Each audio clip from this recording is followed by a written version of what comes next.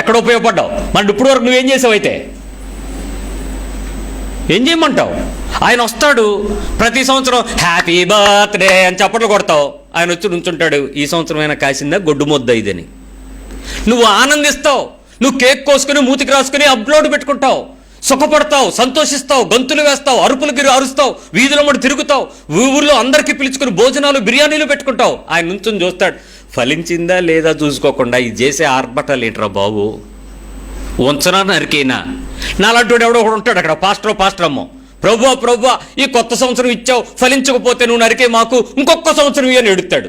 సర్లే ఈ సంవత్సరం వదులుతా. అలా పెరిగిపోయిన వయసే ఇప్పుడు అడ్డంగా నువ్వు ఏ వయసుతో ఉన్నావో ఆ వయసు ఇప్పుడు అలా పెరిగిపోయిన వయసే నీది. ఆత్మీయమైన వయసుకు తగిన రీతిగా, నీ శరీరానికి ఉన్నటువంటి వయసుకు తగిన రీతిగా కలిసిన పరిస్థితుల్లో నువ్వు ఎక్కడా ఏ రకమైన ఫలింపుతో నువ్వు ఈరోజు బయటకు వచ్చావు ఒకసారి చెక్ చేసుకో. ఎంతుంది నీలో ఫలింపు స్థాయి? ఏది? చిన్న పిల్లల దగ్గరకు వచ్చి చిన్న పిల్లల్ని కూర్చోబెట్టి ఆ పిల్లలతో వాక్యం చదివించి వాక్యం చెప్పించి చిన్న వీడియోలు పెట్టండి రా బాబు అని చెప్తే ఈ రోజుకి తల్లిదండ్రులకు తీరిక లేని వాళ్ళు ఉన్నారు. కొంతమంది చక్కగా న్యాయంగా నమ్మకంగా పెట్టేశారు. తీరిక లేదు పిల్లలకి, తల్లిదండ్రులకి. లాక్డౌన్లో ఏ ఉద్యోగం ఊడబొడిచావు నువ్వు? ఏ దేశాలు వెళ్ళావు నువ్వు? పిల్లల్ని కూర్చోబెట్టుకుని బయటికి తిప్పకుండా బయటికి పంపించకుండా ఉండే పరిస్థితులు వచ్చినప్పుడు వాళ్ళతో పాటు కాసేపు కూర్చొని నువ్వు బైబిల్ పట్టుకోలేవా? వాక్యాన్ని ధ్యానించలేవా? కొద్ది నిమిషాలు వారితో మాట్లాడలేవా? వాళ్ళు నేర్చుకుని నీకు నేర్చుకోలేవా? ప్రతిరోజు పొద్దున్న మధ్యాహ్నం సాయంత్రం మీకు ఫోన్లో మీకు వాక్యాలు ఎందుకు పంపిస్తున్నాను? మీరు నేర్చుకుంటారు, మీ పిల్లలకి నేర్పుతారు. అది మీ పిల్లలకే డ్యూటీ లాగా తయారయ్యి మీరు నేర్చుకోకపోతే ఏమనాలి దాన్ని? అంటే ఇది మీకు సంబంధించింది కాదు. మరి మీరు ఫలాలు రాకపోతే మీ చెట్టు ఉంచడమా నరకడమా? అంటే మందిరంలో సంఖ్య కోసం వస్తున్నారా? ఆడెవడో చెప్పినట్టు 70 లక్షల మంది ఆరాధిస్తున్నారు, 7 లక్షల మంది ఆరాధిస్తున్నాడు. ఎవడికి ఉపయోగం లేని సరుకు? ఫలాలు రాని ఆ చెట్లు ఉపయోగం ఏముంది? సంఖ్యకు మీరు మందిరంలో దూరుతున్నారేమో. అలాంటి లెక్కలు చెప్పుకోవడానికి మాలాంటి వాళ్ళకి, మా చర్చికి 1000 మంది వస్తారు, 500 మంది వస్తారు. ఎందుకు? ఉపయోగపడని మంద అది. పాలిచ్చేది కాదు, అది పిల్లల్ని వేసేది కాదు, గొడ్రాలు మందలు. చెక్ చేసుకో నీ జీవితంలో. నీ వయసుకు తగినటువంటి ఫలాలు ఫలించకపోతే ఆ ఫలాలు రాని ఆ చెట్టుని ఏం చేస్తాడు? కాని ఫలాలు. మంచి చెట్టు కానిది ఫలించలేదు, కాని చెట్టు మంచిది తీసుకురాదు. మరి ఎలా నీలో నుంచి వచ్చేది ఏది? వయసుకు తగ్గ పరిపూర్ణత ఏది? ఎంతసేపు దేవుని సంగతులు మీకు అర్థం కావడం అంటే బైబిల్ చెప్తున్నటువంటి విషయాలలో మంచి ప్రసంగం విన్నాం, భలే చెప్పారు, భలే తిట్టారు, భలే గద్దించారు. ఏమీ సోమరిపోతానమండి ఇది. ఎన్నాళ్ళు మీరు మెసేజ్లకి మార్కులు వేస్తారు, మెసేజ్లకి ఎవాల్యుయేషన్స్ ఇస్తారు, మెసేజ్లకి మీరు స్టార్లు ఇస్తారు. మెసేజ్లకి స్టార్లు ఇవ్వడానిక దేవుని దగ్గరికి వచ్చేది? ఆయన చెప్పిన మెసేజ్ మీకు విన్న తర్వాత నా బతుకు ఇంత దరిద్రంగా ఉందని మీరు హీన స్థితిలోకి వెళ్ళి అయ్యా నన్ను పశ్చాత్తాపంలోకి నడిపించని దేవుని సన్నిధిలోకి ఏడవడానిక? దేనికి దేవుని సన్నిధిలోకి వచ్చేది? మంచి వాగ్దానం. మంచి వాగ్దానం ఏం చేస్తావు నువ్వు? ఆ వాగ్దానాలు ఇంటి నిండా పెట్టుకోవడానికి కాకపోతే ఏం చేస్తావు చెప్పు? వాగ్దానాలు. నీ బ్రతుకులో ఫలింపు రానప్పుడు, నీ బ్రతుకులో ఫలాలు లేనప్పుడు, నీ బ్రతుకుని చూపించి ఇతరులకు ఆదర్శప్రాయంగా రానప్పుడు ప్రభువు ఎంత దుఃఖపడతాడో అర్థం కావట్లేదా మీకు? సంవత్సరాలు గడిచిపోతూ ఉన్నాయి. రాకడ దినాల్లో ఉన్నాం మనం. This all the preparation times. ఎక్కడ ఏ రకమైన పరిస్థితులు ఉండవు, ఓన్లీ సిద్ధపాటు దినాలే. ఈ సంవత్సరాంతమున డిసెంబర్ నెల 29, 30, 31 3 దినాలు పార్వతీపురంలో సిద్ధపాటు దినాలుగా ప్రకటించడం జరిగింది. ఆ 3 days మీరు సిద్ధపడి ఆ ప్రదేశంలోకి వచ్చి దేవుని సన్నిధిలో సంవత్సరం అంతా మీ బతుకుల కోసం, మీ జీవితాల కోసం బతికేశారు. కనీసం దేవునితో కాసేపు బతకడానికైనా 3 దినాలు ప్రతిష్ఠించుకున్న ఆ ప్రదేశంలోకి రండి.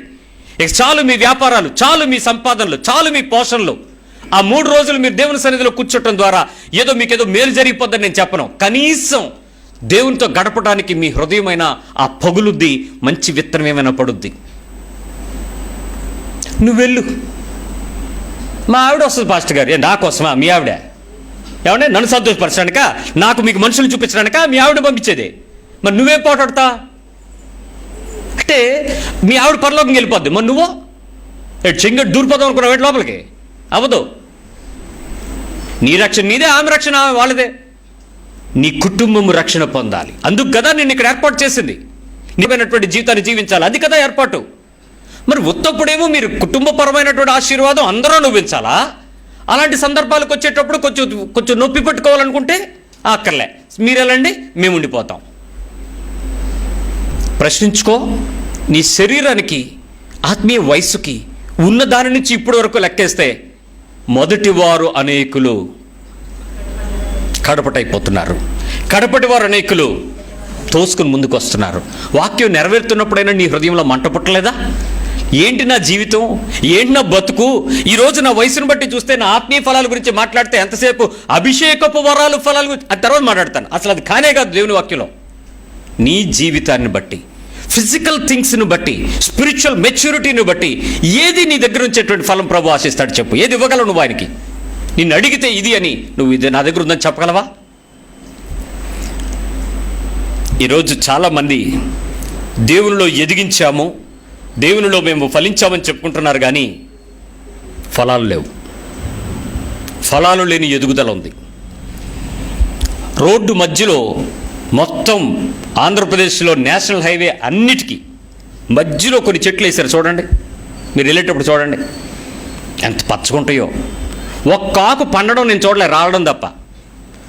ఏ సీజను హుదూద్ వచ్చినప్పుడు వేశారు, ఇప్పుడు వరకు అంత ఏపుగా ఎదిగిపోయాయి. మధ్యలో డివైడర్ మధ్యలో పెద్ద చెట్లు చక్కగా గ్రీన్గా ఓ పువ్వు ఉండదు, ఓ కాయ ఉండదు, ఎప్పుడు పచ్చగానే ఉంటాయి. ఇంకా విషయం ఏంటంటే నేను ఆయన అడిగాను, మన చర్చిలో కూడా వేసాం అవి చుట్టూ బోర్డర్ కింద. ఆయన అడిగాను ఆ నర్సరీ అన్ని, ఏంటిది అన్నీ వేస్తున్నారు ఎందుకనంటే, ఏమి లేదు సార్, ఇది ఇంతకుముందు లాంటి హుదూద్ ఎంత వచ్చినా ఈ మొక్క మొత్తం ఆకులు రాలిపోయినా సరిగ్గా వారం రోజుల్లో మళ్ళీ వచ్చేద్దండి అన్నాడు. ఎంతసేపు అది పచ్చ కనపడద్దు అంతే. అది పొయ్యిలో పెట్టడానికి కూడా కర్ర పనికిరాదు, అదే పశువులు కూడా తినవు. అదే మరీ చిత్రం. నీ ఆత్మీయ జీవితంలో పక్కోడికి ఉపయోగపడని నీ క్రైస్తవ్యం ఎందుకండి? క్రీస్తుని పంచలేని నీ శరీరం ఎందుకండి? ఆత్మానుసారమైన జీవితం జీవించలేని నీ బతుకెందుకండి? లోకానికి చెప్పుకోవడానికా మేము క్రైస్తవులం? పరీక్షించు, పొడవబడు. కనీసం శరీర వయసుకి ఆత్మీయ వయసుకి మధ్యలోనైనా ప్రభువు ఎంత ప్రేమతో నీ కోసం, నీ బదులుగా, నీ స్థానంలో సిలువ ఎక్కాడో ఒక్కసారి జ్ఞాపకం చేసుకో. ఆ త్యాగానికి నీవు ఇచ్చేటువంటి గౌరవం ఇదేనా?